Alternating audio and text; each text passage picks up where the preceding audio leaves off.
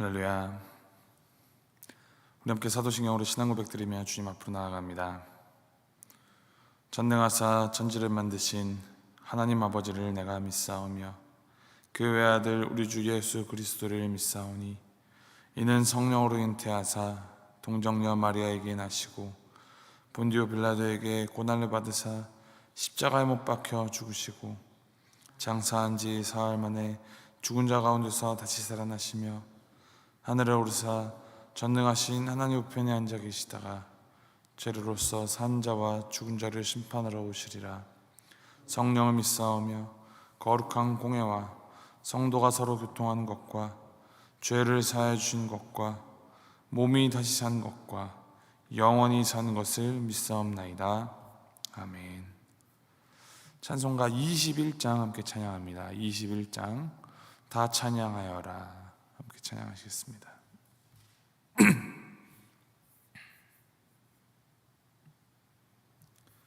찬송가 21장 함께 찬양하시겠습니다. 다 찬양하여라 전능왕 창조의 주께 내 호나 주 찬양 평강과 구원의 주님 성도들아 주 앞에 이제 나와 즐겁게 찬양하여라.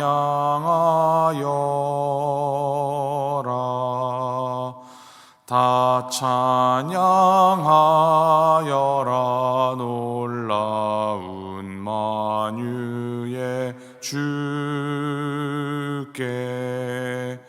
포근한 날개 및 늘 품어주시는 주님 성도들아 주님의 뜻 안에서 내 소원 다 이루리라. 다 찬양하여라 온몸과 마음을 바쳐 이 세상 만물이 주 앞에 다 나와 찬양 성도들아 기쁘게 소리 높여 영원히 찬양하여라.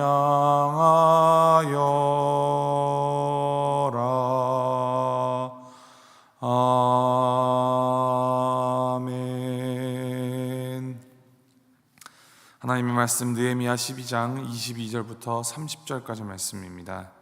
느헤미야 12장 22절부터 30절까지 말씀 한 절씩 교독하시겠습니다. 느헤미야 12장 22절부터 30절까지 말씀 22절 말씀 제가 먼저 읽습니다. 엘리야십과 요야다와 요하난과 야뚜아 때에 레위 사람의 족장이 모두 책에 기록되었고 바사왕 다리오 때의 제사장도 책에 기록되었고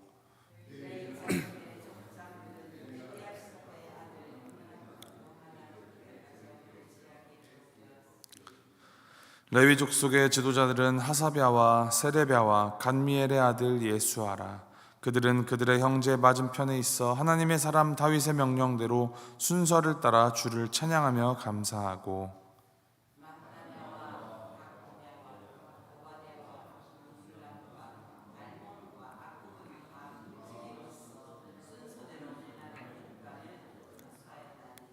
이상의 모든 사람들은 요사닥의 손자 예수아의 아들 요야김과 총독 느헤미야와 제사장 겸 학사 에스라 때에 있었느니라.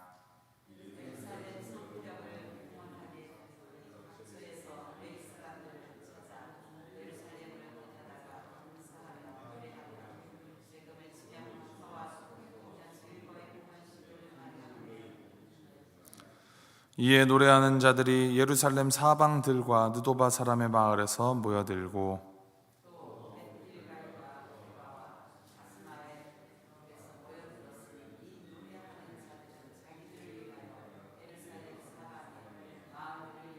(30절) 함께 읽겠습니다. 제사장들과 레위 사람들이 몸을 정결하게 하고 또 백성과 성문과 성벽을 정결하게 하니라. 아멘. 이 레위인 족장들과 제사장의 명단이 이 책에 기록되어 있다 합니다. 22절에서부터 26절은 이 대제사장의 계보를 이어 함께 섬겼던 레위 사람의 족장들, 제사장들의 이름이 기록된 책들을 소개하고 이 하나님을 찬송한 레위인들과 문지기 역할을 감당했던 사람들을 소개하고 있습니다.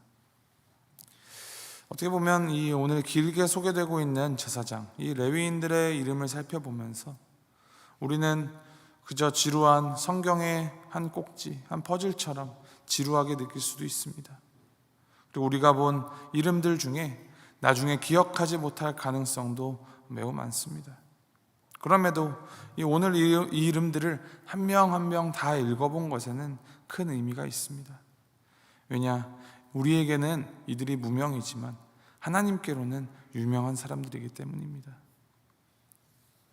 영화를 보면은 마지막에 엔딩 크레딧이 올라가죠. 영화를 제작하는 데 있어서 애쓴 모든 스태프들과 이 보조 출연자들의 이름까지 다 기록되어서 올라갑니다. 대부분의 사람들은 그 엔딩 크레딧이 크게 관심을 두지 않고 영화를 마치면 그냥 나올 것입니다. 하지만 그 영화가 만들어지는데 함께 힘을 보탠 그 당사자 혹은 그의 가족들은 그 이름이 나오기까지 기다리고 그 이름 놓치지 않으려고 열심히 그것을 쳐다볼 것입니다. 그리고 그 영화의 감독이라면 아마도 그 영화의 엔딩 크레딧을 보면서 한 분 한 분 이 영화 제작을 위해서 애써준 사람들에게 감사하는 마음으로 끝까지 남아있을 것입니다. 그래서 요즘 영화에는 어떤 영화들은 일부러 이 엔딩 크레딧이 마치고 난 뒤에 재미있는 짧은 영상을 첨부하여서 이 엔딩 크레딧을 사람들이 많이 보도록 하기도 합니다. 오늘 이 기록이 바로 그렇습니다. 역사의 감독이신 하나님께서 그 시대에 하나님의 나라를 위해 애쓰고 헌신하며 그 자리를 지켜준 사람들을 위하여서 엔딩 크레딧을 써주신 것이 오늘 본문입니다. 그리고 하나님께서 그들을 하나님의 나라에서 맞이하실 때 결코 그들은 그저 무명의 사람들이 아닌 하나님께 이름이 기록된 유명의 사람들로 발견될 것입니다. 그리고 이것은 우리도 마찬가지입니다. 누가 알아주지 않아도, 알려지지 않아도, 크거나 거대하지 않아도 하나님께서는 우리의 이름을 일일이 다 기억하시고 그 생명책에 이름을 기록하여 주십니다. 계시록 3장 5절 6절 주님께서 사대 교회 몇 사람에게 이렇게 말씀을 보내주십니다.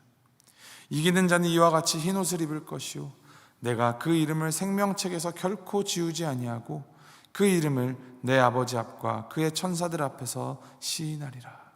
귀 있는 자는 성령이 교회들에게 하시는 말씀을 들을지어다.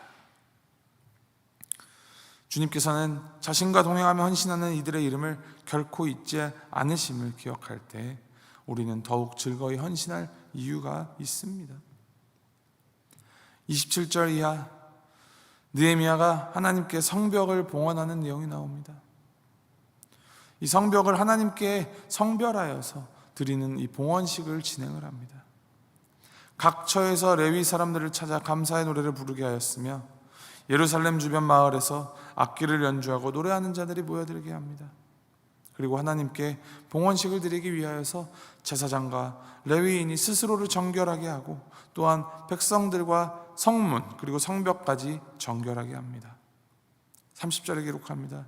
제사장들과 레위 사람들이 몸을 정결하게 하고 또 백성과 성문과 성벽을 정결하게 하니라.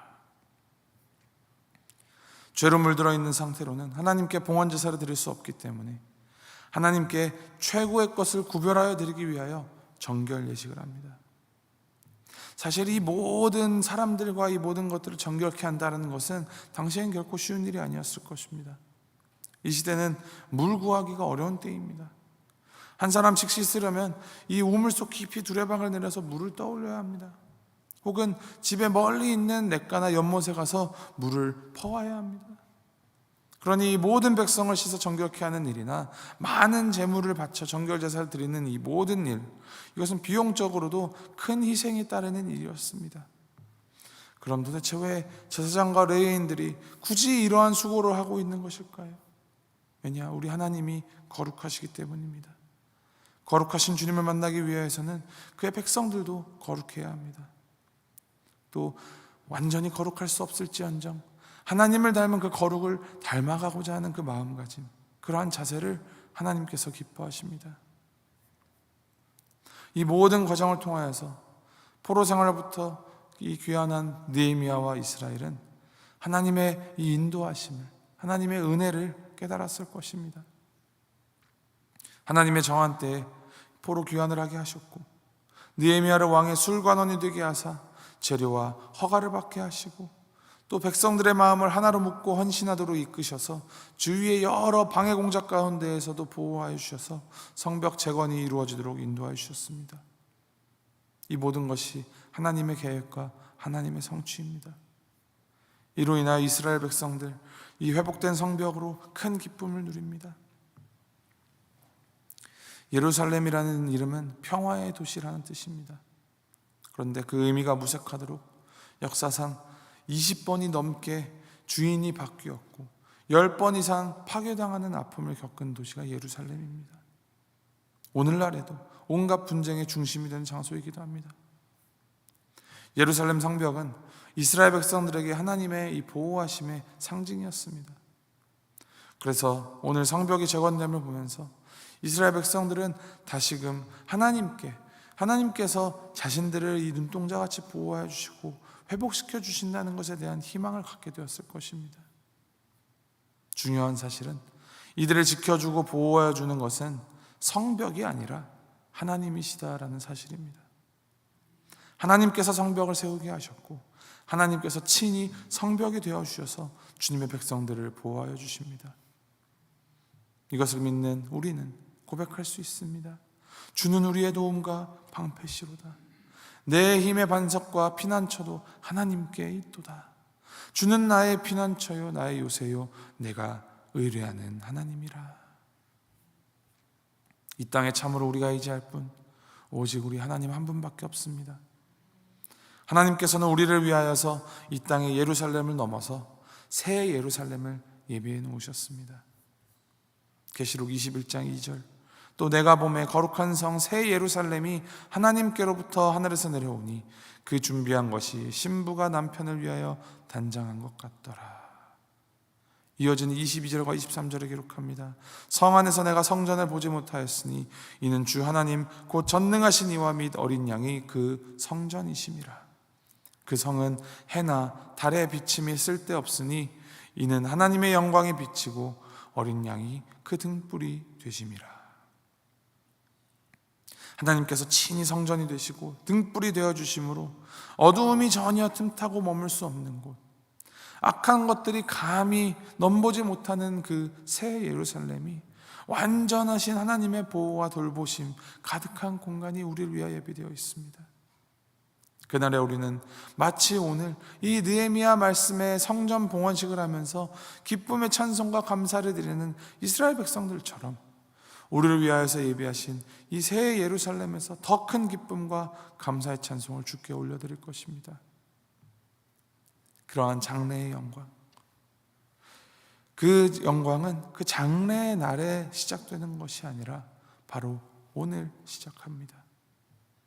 이 땅에 예루살렘 성벽을 쌓는 것에 만족하지 말고 영원한 새 예루살렘 소망 가지고 오늘을 살아가야 합니다. 이것을 기억하시고 또 붙잡으시어서 그 영광의 날을 고대하고 기대하면서 하나님의 뜻을 따라 살아감으로 하나님의 나라를 오늘 우리의 삶의 자리에 심어내는 오늘 하루 살아가시기를 주님의 이름으로 소망하고 축복합니다. 함께 기도하시겠습니다. 하나님 아버지, 우리를 눈동자처럼 지켜주시고 우리를 보호하여 주시며 우리의 모든 삶의 구석구석을 은혜로 채워주시니 감사드립니다. 주님의 인도하심으로 우리가 이 자리에 있으며 그 은혜로 인하여 주님께서 약속하신 장래의 영광을 꿈꾸며 살아가게 하시니 더욱 감사드립니다. 주님, 우리의 오늘이 그날을 예비하는 초석이 되게 하시고 오늘의 삶을 주님께서 받으시기에 합당한 정결한 예물로 올려드릴 수 있도록 주님 닮은 거룩한 삶, 정결한 삶 살아가게 하여 주시옵소서. 세상의 도가 아닌 하나님의 도를 따르며 믿음 가지고 하나님의 나라를 전하는 삶 살아가게 주님 인도하여 주시옵소서. 감사드리며 이 모든 말씀 우리 주 예수 그리스도의 이름으로 기도합니다. 아멘. 하늘에 계신 우리 아버지여, 이름이 거룩히 여김을 받으시오며 나라의 마옵시며 뜻이 하늘에서 이룬 것 같이 땅에서도 이루어지이다. 오늘날 우리에게 일용할 양식을 주옵시고 우리가 우리에게 죄 지은 자를 사하여 준 것 같이 우리의 죄를 사하여 주옵시고 우리를 시험에 들게 하지 마옵시고 다만 악에서 구하옵소서. 대개 나라와 권세와 영광이 아버지께 영원히 있사옵나이다. 아멘.